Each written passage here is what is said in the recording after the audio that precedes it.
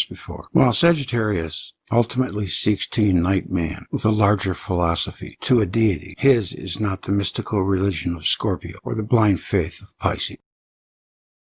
Born of Gaia, goddess of the earth, the centaur seeks to give to man a practical philosophy suitable to social growth and harmony. Though his head may soar to the highest clouds of inspiration, his ponderous legs walk firmly upon the ground.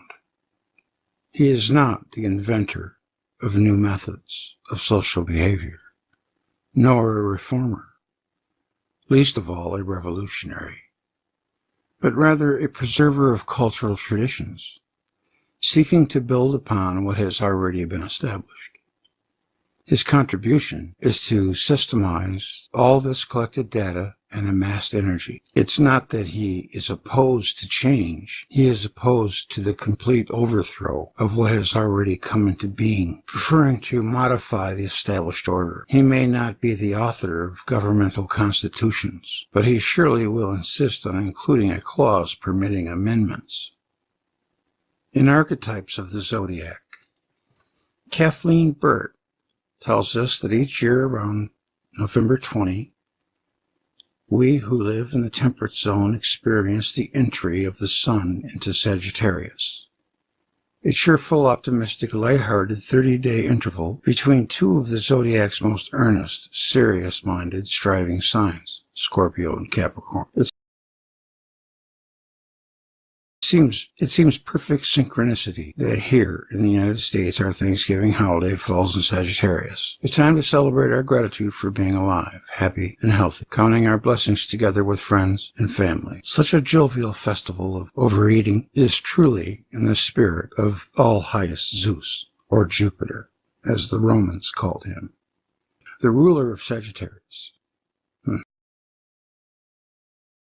When we reach the 9th sign and the 9th house, we have emerged from the murky swamp waters of scorpionic unconscious to bask once more in the sunlight of a solar fire sign, to again experience conscious, extroverted energy. Traditionally, astrologers have associated Sagittarius with spirit expansion of awareness, aspiring to greatness, and the ability to motivate, inspire, and fire up others. There is a sense of playfulness to Sagittarius, and many who participate in the Sagittarian archetype through sun sign, rising sign, or prominent Jupiter in the horoscope have this sort of playful approach to life, tending as a result of expecting good things to happen to them, to draw many positive experiences in the course of their lifetime. The glyph symbol for the Sagittarius is the arrow. In ancient Greece as well as India, archery was an imported psychological and spiritual discipline.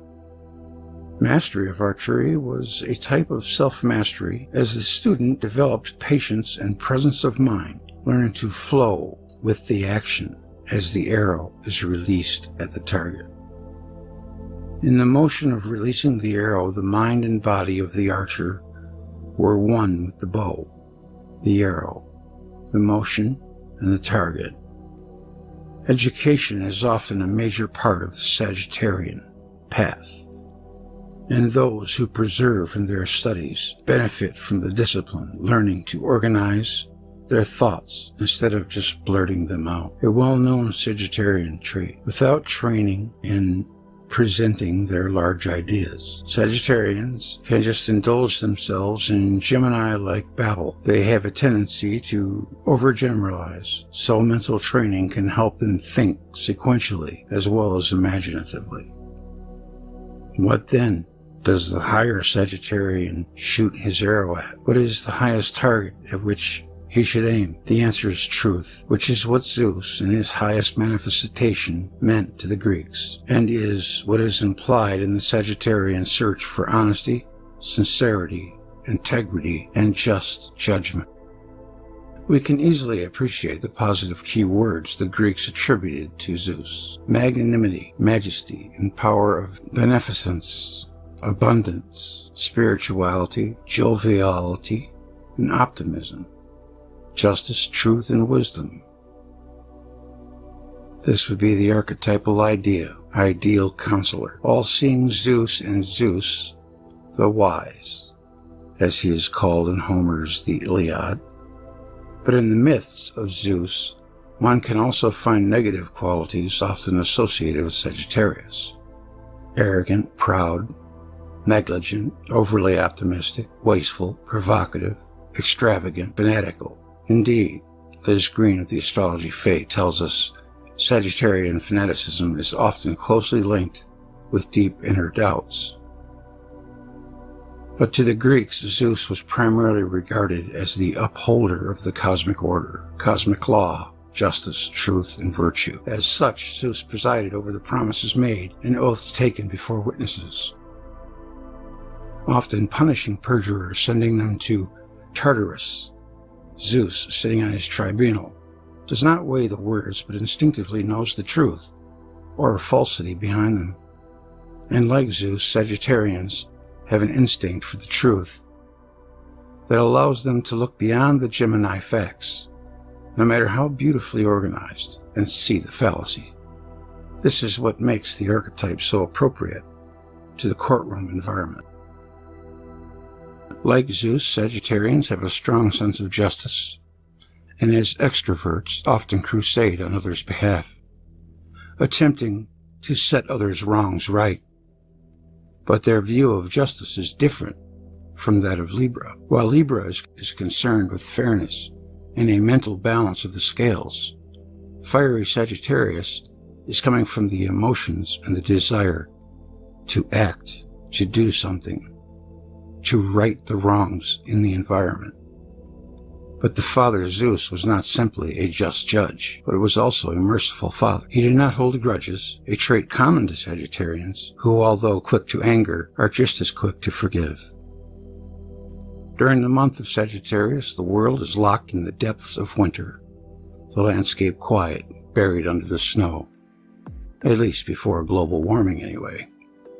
Among Native Americans, this was the time for telling stories, for philosophical reflection, and accordingly, Sagittarius is a sign of wisdom, and is preeminently the sign of the philosopher. Though the days are just as short during Capricorn, in Capricorn, the sun has passed the solstice point, and the days are already getting longer. In Sagittarius, it is the power of the nighttime, of collective humanity, that is increasing, the time when personal or individual concerns are at a minimum, and universal concerns become all-encompassing. This is why Sagittarians are said to be lost in abstruse philosophical concepts, neglecting everyday realities while they wander about with their heads in the clouds. But there is another astronomical correlate for this universality. The center of our galaxy is situated in the final degrees of Sagittarius. Thus, the darkest days of the year, just before winter solstice turning point, are tied into a wider frame of reference, with concerns and concepts so vast they can only be symbolized by the galaxy as a whole. The Sagittarian arrow is always pointed upwards, towards the divine, like the gaze of one who is concerned with distant worlds or galaxies, our home in the stars. In myth, Sagittarius is linked with Chiron, the centaur, a race of beings which are half human and half horse, their minds and hands giving clarity and dexterity of the human race, and their lower bodies formed like horses connected within the earth, the world of instinct. Chiron, the king of the centaurs, was a philosopher, teacher, and healer, who lived in a cave close to the earth, partaking of the earth's natural beauty and wisdom. From his cave he shared his knowledge of celestial phenomena, medicine, herbs, spiritual disciplines, music, and mathematics. And his expertise in these areas was respected even by the gods. Asclepius, son of the healing god Apollo, learned the art of medicine from Chiron, surpassing his tutor to become the acknowledged patron deity of the healing arts. Asclepius was later slain by a thunderbolt from Zeus, when he usurped the privilege of the gods by raising the dead to life. Even Chiron's death exemplified the Sagittarian theme of the philosopher who sacrifices personal concerns for the sake of the greater whole. accidentally wounded by his friend Hercules with an arrow dipped in the poisonous venom of the python. Not even this great healer could heal himself of this painful wound. But being immortal, neither could he just die. So Chiron chose to die, but for a higher purpose, walking willingly into the underground to fulfill a decree that Prometheus, the great awakener, who defied Zeus himself in bringing fire to humans, could only be redeemed from his punishment by another immortal god giving up his own immortality. Chiron's sacrifice allowed Prometheus to return to service for humanity, and it was for this selfless act that the gods honored him by placing him in the heavens as the constellation of Sagittarius. When the planet or planetoid named for Chiron was discovered by Charles Cowell in 1977, the chart of its discovery suggested something incredibly profound. For the ascendant at 26 degrees Sagittarius corresponds to the center of the galaxy. Pluto sits on the midheaven, and Chiron himself is a hemispheric singleton, a retrograde, grounded in the fourth house in Taurus, with every other planet above the horizon.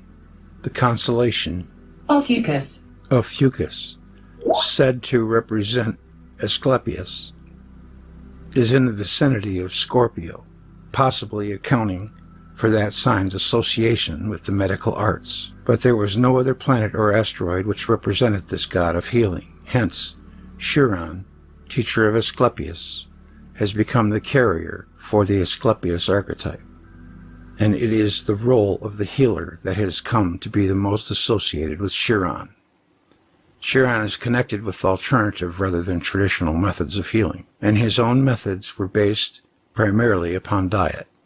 In the early 80s, shortly after its discovery, there was an upsurge in holistic healers, such as acupuncturists and naturopaths. Massage therapy, primarily associated with dark parlors in red light districts prior to the 1970s, became a much sought-after healing discipline, along with sports massage, herbal remedies, craniosacral therapies, and a host of other arts.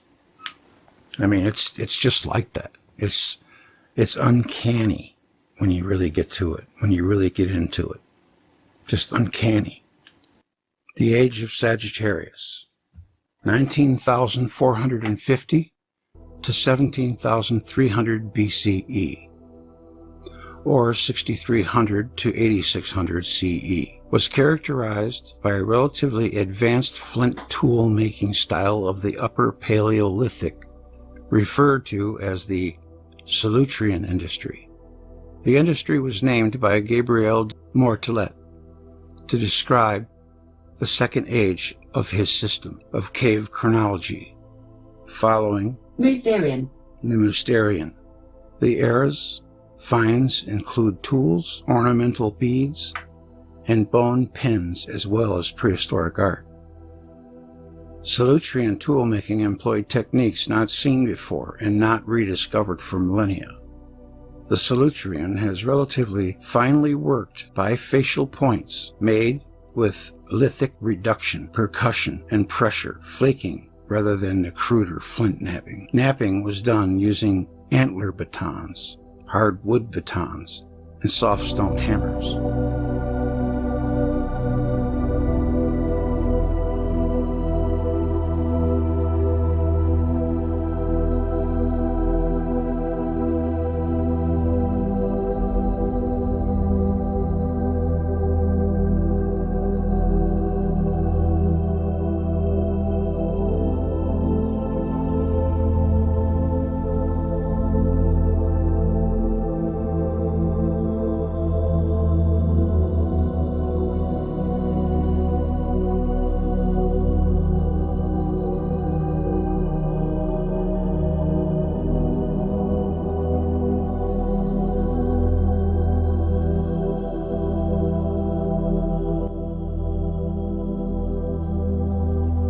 Permitting the working of delicate slivers of flint to make light projectiles and even elaborate barbed and tanged arrowheads. Large, thin spearheads, scrapers, with edge not on the side but on the end, flint knives and saws, but all still chipped, not ground or polished. Long spear points with tang on the shoulder, on one side only, are also characteristic implements of this industry. Bone and antler were used as well. The Saturnalia may have been a transitory stage between the flint implements and the Mousterian, and the bone implements of the Magdalenian epochs. Final finds include horse, reindeer, mammoth, cave lion, rhinoceros, bear, and oryx. I think that was that big bull. Saturnalia finds have been also made in the caves of Les Aziz, in the lower beds of Cresswell Crags, Devonshire, England. The industry first appeared in modern-day Spain and disappears from the archaeological record 15,000 BCE. Sagittarius is ruled by Jupiter, the Roman equivalent of the Greek god Zeus, who is credited in that civilization with creating mankind. As we have seen in our journey through the great years, most of these ages occurred in prehistory, the time before writing was invented, and history began to be recorded. It is believed that writing was first developed among the Sumerians between 3000 and 4000 BCE, as the age of Gemini was drawing to a close. All we know today about the period before that time has been gleaned from artifacts discovered throughout the world, showing that truly human civilizations began to appear sometime after 40,000 BCE. But we also know something about these early ancestors from remnants of oral traditions handed down over thousands of years, traditions which became the foundation of the mythologies of early civilizations, such as the Babylonians and the Greeks, as well as other ancient civilizations in all parts of the world. In the beginning was the mother, as far back as 30,000 years ago. The people of the earth worshipped a female deity. The cultures around the world, the goddess, has been revered in myriad forms in temple and grove, cathedral and cave. She has been celebrated and venerated through ritual, myth, and art. She is the Great Mother, representing the fertility which brings forth all life. As Mother Nature, she is the living biosphere of both the planets and the forces of elements. She has roles of both creator and destroyer. She is the Queen of Heaven, and she is the moon. She possesses magical powers and is emotion, intuition, and psychic faculty. The goddess is Gaia, the earth, Ixcal, the moon, Arianrod, the stars. She is Oya, who brings the storms, and she is Mary, who calms them. She is Nut, who births creation, and Kali, who destroys it. She is Maiden Mother, Queen and Crone, Lover and Spinster, Warrior and Sibyl, Nurturer and Judge. The divine force within the goddess is believed to be genderless, but it is manifested as male and female principles within the universe, often within the worship of the divine force, the goddess, or the female principle, is emphasized to the exclusion of the horned god, or the male principle, but theoretically both are recognized. The goddess has many facets, names, and aspects. The goddess worship dates back to Paleolithic times. Many anthropologists speculate the first god or gods of the peoples were feminine. This coincides with ancient creation myths and beliefs that creation was achieved through self-fertilization. Within the concept of creation, the participation of the male principle was not known or recognized yet. The goddess was believed to have created the universe by herself alone, and from this belief came the agricultural religions. It was thought that the gods only prospered by the beneficence and wisdom which the goddess showered on them. Evidence appears to indicate most ancient tribes and cultures were matriarchal. This does not mean the feminine portions of these societies held themselves superior over their male counterparts, because goddess worship was balanced by honoring both the male and female deities, as illustrated by the observance of the sacred marriage of the sky god and earth mother in many global societies. Gaia the Earth is the earth goddess of Greek mythology who mated with her son Uranus to produce the remaining Titans. Gaia seems to have... What, do they gotta throw the sun in there? I mean, seriously. It's just sick. Hesiod's Theogony tells how after chaos arose broad-breasted Gaia and her everlasting foundation of the gods of Olympus. She has brought forth Uranus, the starry sky her equal, to cover her, the hills and the fruitless deep of the sea, Pontus, without sweet union of love, out of her own self. But afterwards Hesiod tells she lay with Uranus and bore the world ocean, Oceanus, Chios and Crisa, and the Titans, Hyperion and Iapetus, Thea and Rhea, Themis, Mnemosyne, and Mnemosyne. Among the first human images discovered were the Venus figurines, nude female figures having exaggerated sexual parts that date back to the Cro-Magnons of the Upper Paleolithic period between 35,000 and 10,000 BCE. In southern France is the Venus of Lascaux, carved in bas relief in a rock shelter, appears once to have been a hunting shrine dating to around 19,000 BCE. In this carving, the woman is painted red, perhaps to suggest blood, but holds a bison horn in one hand. Also, in Cro-Magnon cave paintings, women are depicted giving birth. A naked goddess appears to have been the patroness of the hunt to mammoth hunters in the Pyrenees, and was also protectress, hearth, and lady of the wild things.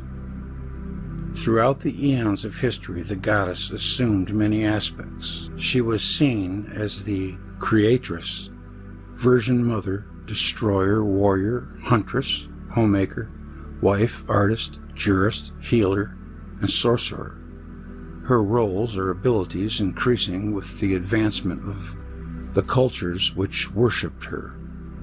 Throughout the centuries, the goddess has acquired 1,000 names and 1,000 faces, but most always she has represented nature associated with both the sun and moon, the earth and the sky, but perhaps her best-known role is Gaia, the Earth Mother. Gaia is the earth goddess of Greek mythology who mated with Uranus to produce the remaining Titans. Gaia seems to have started as a Neolithic Earth Mother worshipped that eventually led to the Hellenistic civilization in Greek mythology. Hesiod's Theogony tells how after chaos arose broad-breasted Gaia, the everlasting foundation of the gods of Olympus. She brought forth Uranus, the starry sky, her equal, to cover her, the hills and the fruitless deep of the sea, Pontus, without sweet union of love, out of her own self. But afterwards Hesiod tells she lay with Uranus and bore the world ocean, Oceanus, Chios, Crus, Phoebe of the golden crown, and lovely Tethys. After them was born Kronos, the wily youngest and most terrible of her children. Do you suppose the reason they believe Gaia gave birth to all these gods is because people could finally see things that were maybe just figures before, and all of a sudden they see it and they think Gaia gives birth? I don't know, I'm just thinking. If they see it rise up out of the earth, like rising from the east, who hated his lusty sire, When Uranus hid the Hecatoon Shires and the Cyclops in Tartarus, causing pain to Gaia. Tartarus was her bowels. She shaped a great flint sickle, which she gave to Cronus, who took the sickle and castrated his father as he approached Gaia to have intercourse with her. Uranus called his sons Titans, meaning strainers, for they strained and did presumptuously a fearful deed, for which vengeance would come afterwards. For as Uranus had been deposed by his son Cronos, so was Cronos destined to be overthrown by Zeus, the son born to him by his sister wife Rhea. In the meantime, the Titans released the Cyclops from Tartarus, and Cronos was awarded the kingship among them, beginning the Golden Age. Well, the one thing that gets me, is, it kind of says Uranus is the sky, but how can you castrate the sky? It's impossible. I don't know. It just doesn't make sense. And then Cronos was destined to be overthrown by Zeus, that's Jupiter, to him by his sister, the son born to him by his sister wife Rhea. In the meantime, the Titans released the Cyclops from Tartarus, and Cronos was awarded the kingship among them, beginning a Golden Age. Well, that kind of says Saturn was the star of the Golden Age, doesn't it? Gaia is believed by some sources to be the original deity behind the Oracle of Delphi. She passed her powers on to, depending on the source, Poseidon, Apollo, or Themis. Apollo is best known as the oracle power behind Delphi, long established by the time of Homer. Having killed Gaia's children, Phaethon, there, and usurped Shallic power. The Shallic power, Hera punished Apollo for this by sending him to King Admetus as a shepherd for 9 years. This is very long and quite detailed. And psychiatrist Carl Jung believed the similarity of mythological themes found among all these diverse cultures in different parts of the world was empirical evidence of the existence of a part of the psyche that he termed the collective unconscious. He coined the term archetypes as the means by which these unconscious contents came into consciousness by cloaking themselves, as the means by which these unconscious contents came into consciousness by cloaking themselves in the everyday material of the collective societies, shared conscious experience in archetypes and the collective unconscious. He described this concept as similar to Plato's conception of the idea as superordinate, pre-existing to all phenomena. He saw this as a priority factor in all human activities, namely the inborn, preconscious, and unconscious individual structure of the psyche. Archetypes are not only decimated by tradition, language, and migration, but they can arise spontaneously at any time, at any place, and without any outside influence. Thus, there are present in every psyche forms which are unconscious but nonetheless active, living dispositions that perform and continually influence our thoughts and feelings and actions. It is important to point out that the archetypes are not determined as regards their content, but only as regards their form. A primordial image is determined as its content only when it has become conscious and is therefore filled out with the material of the conscious experience. At some level, we are all aware of a fundamental dichotomy between subject experience and objective reality, the so-called mind-body dualism that has plagued philosophers for millennia. And on reflection, most will agree that this duality only concerns humans. As far as we know, other animals live entirely in the here and now, do not introspect, and have little, if any, self-awareness. It's like I was saying, we're the only creatures on Earth that know we're going to die. And that would kind of be the ultimate aware that we're aware, wouldn't it? much less awareness of awareness. Part of the problem, according to Julian Jaynes in his controversial book The Origin of Consciousness and the Breakthrough of the Bicameral Mind, published in 1976, is that consciousness is not any of the things we usually think of it as being. In particular, it is not equivalent to the consciousness of consciousness that begat dualism, a notion that only serves to confound attempts at definition. Nor is it synonymous with experience, conceptualization, learning, thinking, reason, or being awake. Each of these latter mental activities functions quite well without conscious attention. Consciousness, then, is something distinct from most of the activities that we normally attribute to mind. Jaynes defines it as an interior mental representation of the self, a metaphorical space or introspection, wherein the analog I can work through problems to see the outcomes of potential solutions. Consciousness is created through the metaphorical use of language, which allows the spatialization of time necessary for visualizing linear sequences of past events and future outcomes.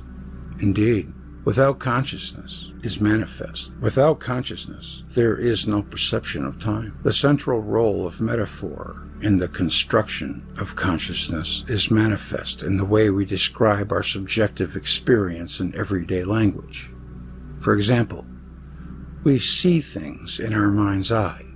We have a gut feeling that something is true. None of these descriptions of experience is meant literally. They are all metaphorical, but we know exactly what they mean, because that is how consciousness works. The question is, when did consciousness first emerge? Most will assume that humans have always been conscious, but not so according to Jaynes.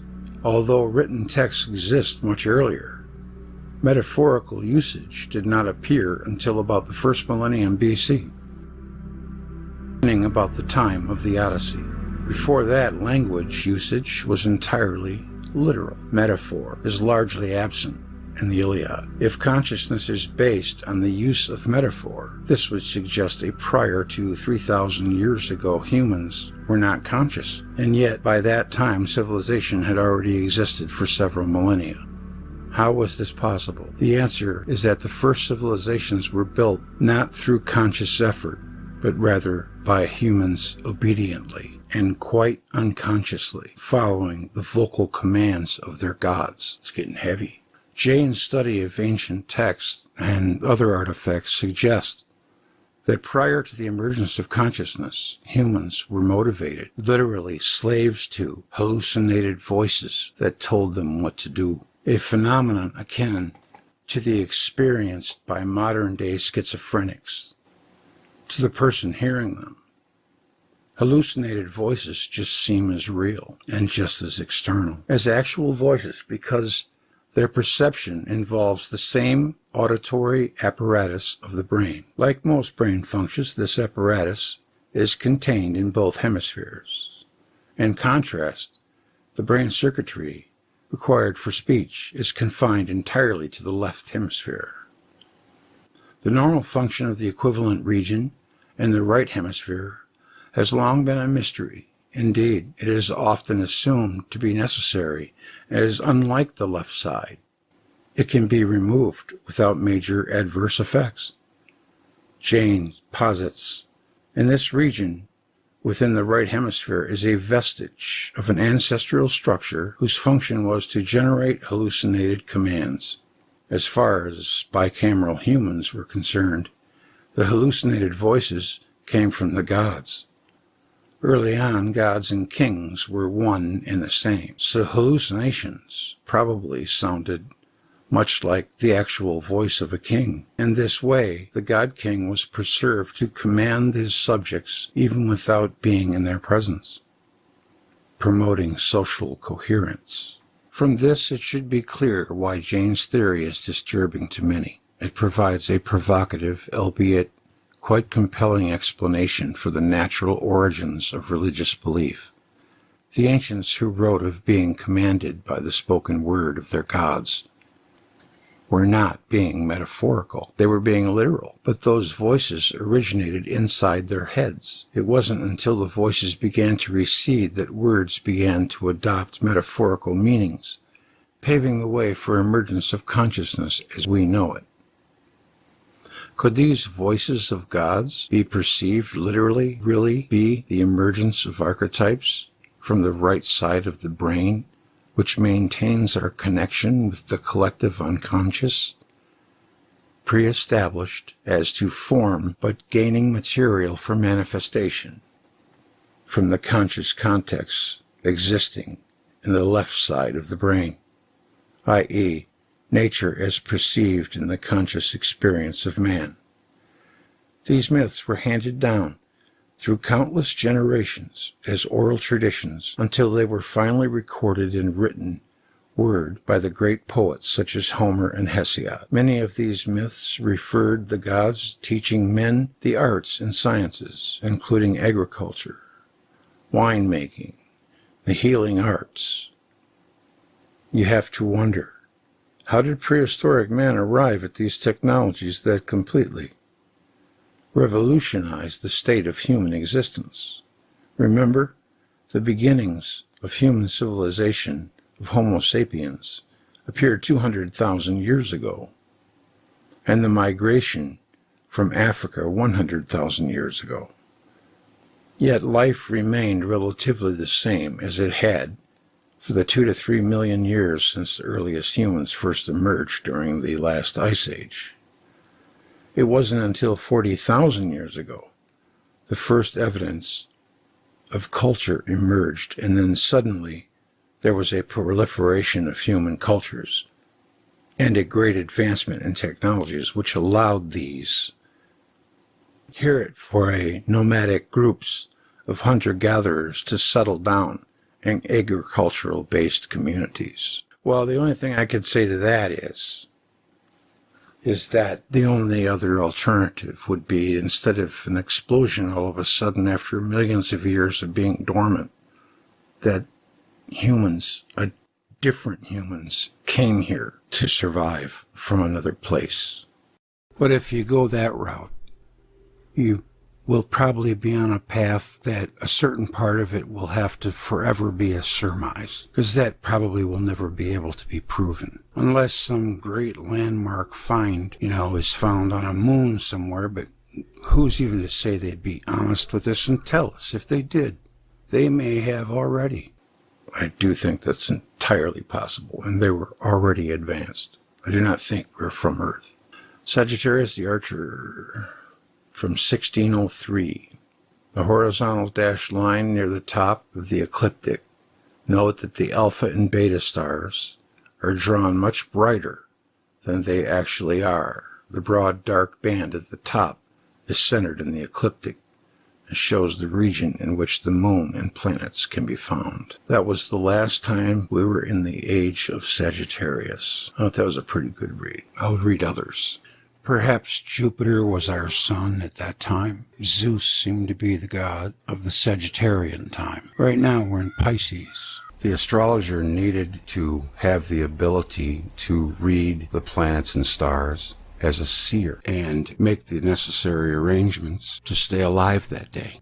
But I have heard from more than one source that the astrologer walked the narrowest road.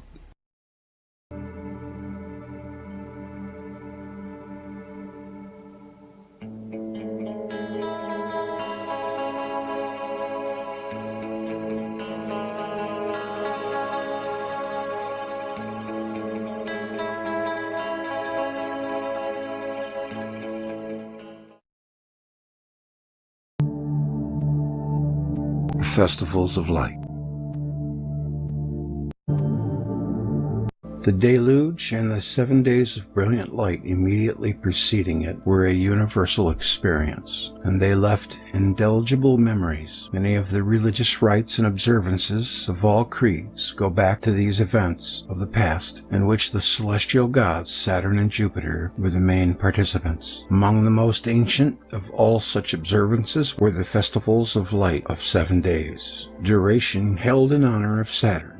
7 days of light just before the deluge overwhelmed the earth are recreated in these feasts. Herodotus describes a nocturnal light festival held each year at Sais in commemoration of Osiris's death and resurrection. It was called the Feast of Lamps. There is one night in which the inhabitants all burn a multitude of lights in the open air round their houses. These burned the whole night. The Egyptians, who were absent from the festival, observed the night of the sacrifice, no less than the rest, by a general lighting of the lamps, so that the illumination is not confined to the city of Sais, but extends over the whole of Egypt. In Rome, the Feast of Light was named Saturnalia.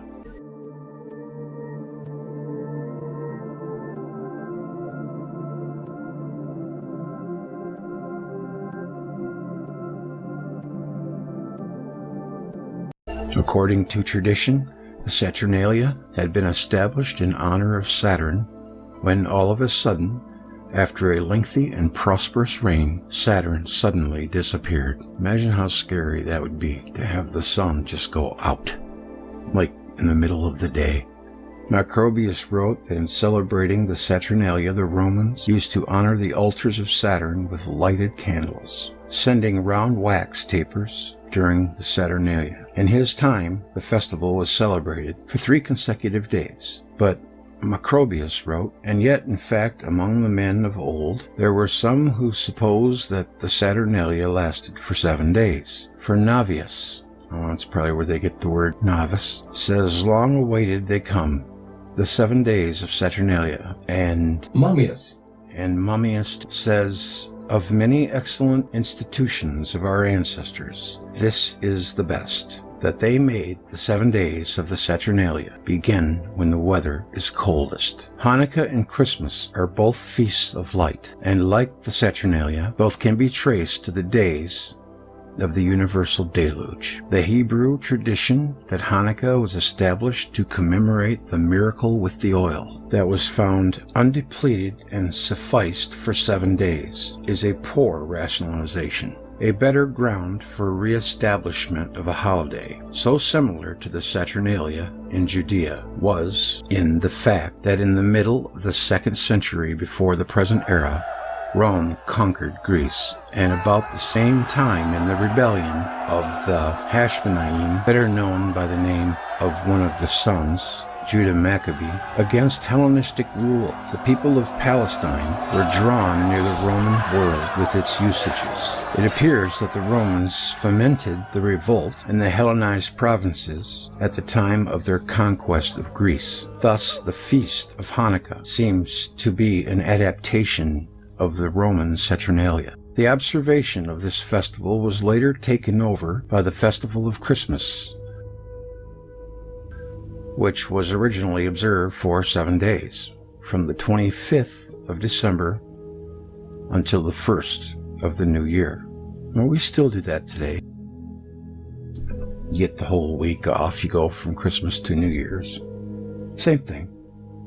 So it was to celebrate the nova of Saturn, which lasted for 7 days. The earliest of the festivals of this type that we know of was the yearly 7-day-long celebration commemorating the inauguration of the Temple of Ningersu in Babylonia in the time of Gudea, what a name, before circa 2000 BC. For this and other similar festivals, Berbelis, P. Berbelis, Ancient Festivals of Saturnalia, 1964. Ningersu was he who changed darkness into light, the same as Ninib, or Saturn.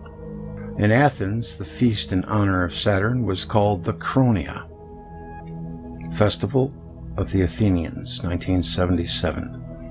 It would appear that the main idea behind the Saturnalia-type festivals, so widespread in antiquity, was a reenactment of the conditions that existed during the Golden Age, when Saturn reigned. The celebration of the Roman Saturnalia, which according to Macrobius, predates the founding of Rome by many centuries, 7 in parentheses, was marked by a reversal of social relations, the release of the statue of Saturn that stood in the forum from its bonds, Macrobius Saturnalia 7, the crowning a mock king, apparently representing Saturn, whose every command had to be strictly obeyed, Lucian, Saturn 2, 4, and 9, and who was later sacrificed on the altar of Saturn. Some details of such a sacrifice are given in Acta Sancti Dasi. Porphyry reports the existence of a similar festival on Rhodes, during which a man was sacrificed to Kronos. Oh, nice.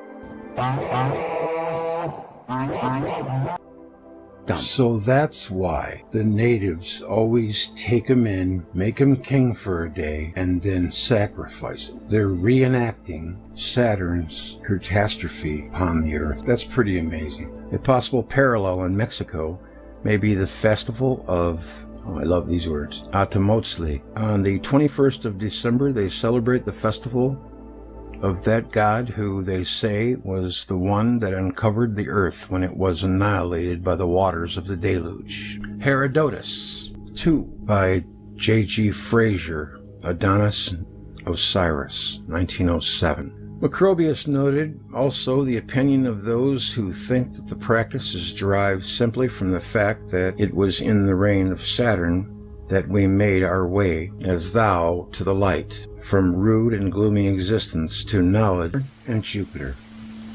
The history of this pair, the ancient Kronos and Zeus, or Saturn and Jupiter, as reflected in many traditions all around the world. Oh, I gotta use my throat spray. I got new throat spray.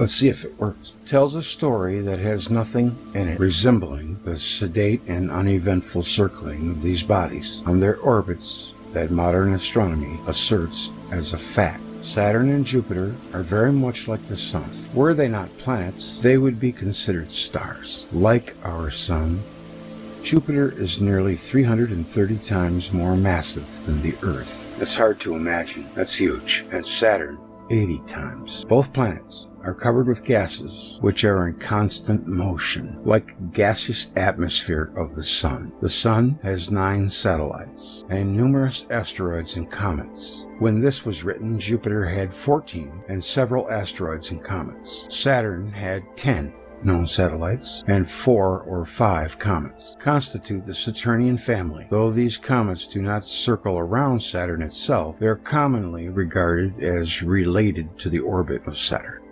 Were Jupiter and Saturn free from the bonds of the Sun, they could be considered as stars or suns. Were two such stars set in space close to one another, they would constitute a double star system, both stars circling around a common focus. So I guess Old Sol could be considered the very first one that sucked all the air out of the room. The Sun is just a much bigger antenna than Jupiter or Saturn were, and it simply stole their juice. The Sun is fed by the galaxy, which is fed by the core. Were two such stars set in space close to one another, they would constitute a double star system, both stars circling around a common focus. As told, the picture that emerges from comparative folklore and mythology presents Saturn and Jupiter in vigorous interactions. Suppose that these two bodies approached each other rather closely at one time, causing violent perturbations and huge tidal effects in each other's atmospheres. Their mutual disturbance led to a stellar explosion. As we have seen, a nova is thought to result from an instability in a star generated by a sudden influx of matter, usually derived from its companion in a binary system. If what we call today Jupiter and Saturn are the products of such a sequence of events, their appearance and respective masses must formerly have been quite different. A scenario such as this would explain the prominence of Saturn prior to its cataclysmic disruption and dismemberment. It must have been a larger body than it is now, possibly of the volume of Jupiter.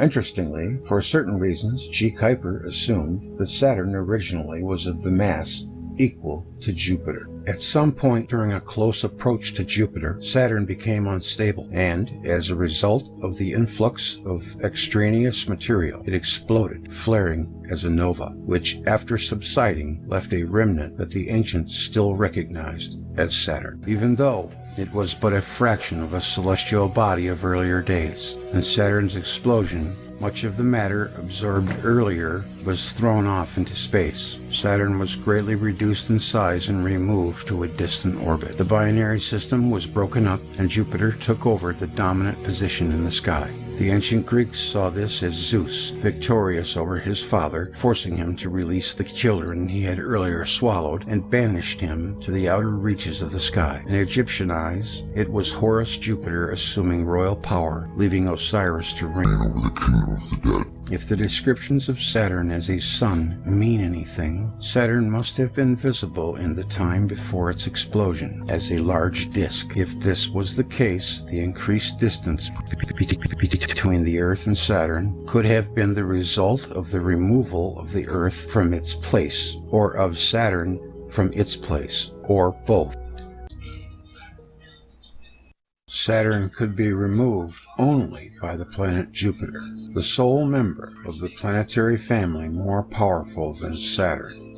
And on its past history, Saturn can be regarded as a star and may have some of the mechanism that makes our sun burn with intense light. In 1966, Kellerman described his observations and measurements at a wavelength of 21.3 centimeters, which showed a temperature of 90 degrees Fahrenheit. For an inner atmospheric layers, revised textbooks, taking account of findings, began to speak of room temperature on Saturn, recorded in the 21 centimeter band. Oh, there you go. E.g. Fred Whipple. Earth, Moon, planets. It's his real name. I thought that was the Sherman guy.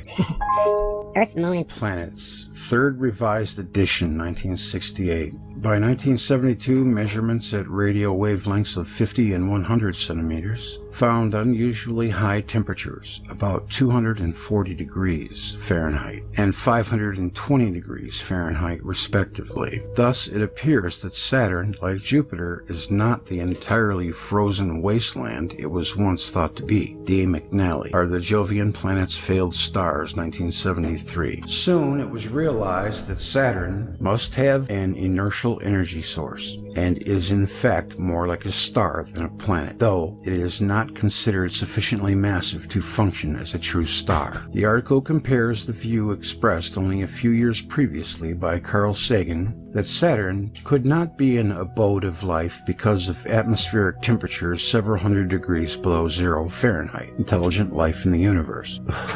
Moving on. Measurements in the infrared, far infrared, and sub-millimeter range published in 1977 indicate that the internal energy source on Saturn lies within the range of 2.3 to 3.2 times the absorbed solar flux. Far infrared and sub-millimeter observations of the planets, 1977, the Astrophysical Journal. In other words, Saturn gives off up to about 3 times the amount of energy it receives from the Sun. At the beginning of 1980, analysis of measurements taken by Pioneer 11 during its flight past Saturn showed that the interior of the planet has a temperature exceeding 10,000 degrees Kelvin, which is considerably hotter than the surface of the Sun, less than 6,000 degrees Kelvin. A hypothesis that the protoplanet masses of Jupiter and Saturn were nearly the same was advanced by G. Kuiper, See Sky and Telescope, March 1959. I definitely think Jupiter and Saturn are more like stars. The line between planet and star gets fuzzy. He claimed that in the earliest remembered epoch, the planet Saturn dominated the sky, close to the Earth, presiding over the mythic Golden Age. It was an outrageous idea, and yet I found in it the inspiration for a life's work. Ancient cultures the world over insisted that an exemplary sun once ruled the sky. For the Egyptians, this former power was the creator Atum Ra, ruling from the center and summit of the sky. In ancient Mesopotamia, we see the primeval sun as a great turning wheel in the heavens, and the astronomers named this body as the planet Saturn. It was from the Romans that we received the planet's name, Saturn. But an archaic Latin name for Saturn was Sol, the sun. In earlier Greek texts, the planet Saturn, called Kronos, was also named Helios, the sun.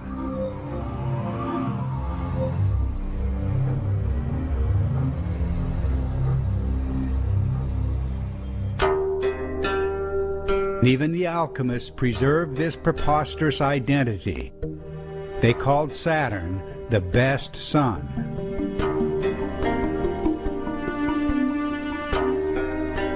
Best sun, superior sun, exemplary sun. The core idea always pointed directly to the axis of the sky, the celestial pole around which the heavens visually turn. As improbable as it may seem, this is where the Egyptians located their primeval sun god, Atum.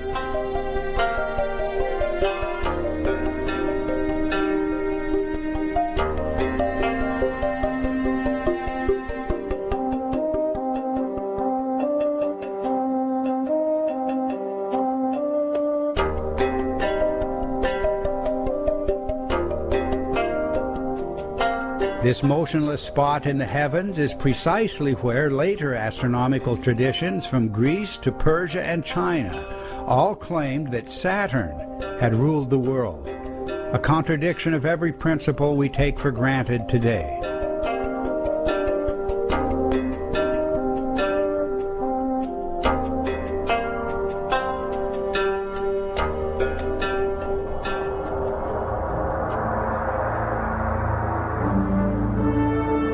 Ancient chroniclers insisted that the planet Saturn, now just a speck in the sky, had presided over the Golden Age, an epoch of abundance, cosmic harmony, and grandeur.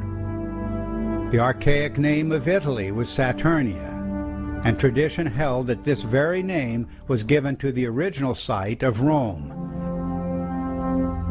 The Sabbath, the special day of rest and reverence, was Saturni Dies, Saturn's Day, a day honored throughout the Mediterranean, the Near East, and beyond. The popular Roman festival, Saturnalia, was a symbolic return to the Saturnia Regna, Saturn's reign, the Golden Age. Much symbolic content of our own New Year's and Christmas celebrations will trace to the Roman Saturnalia and related ancient festivals.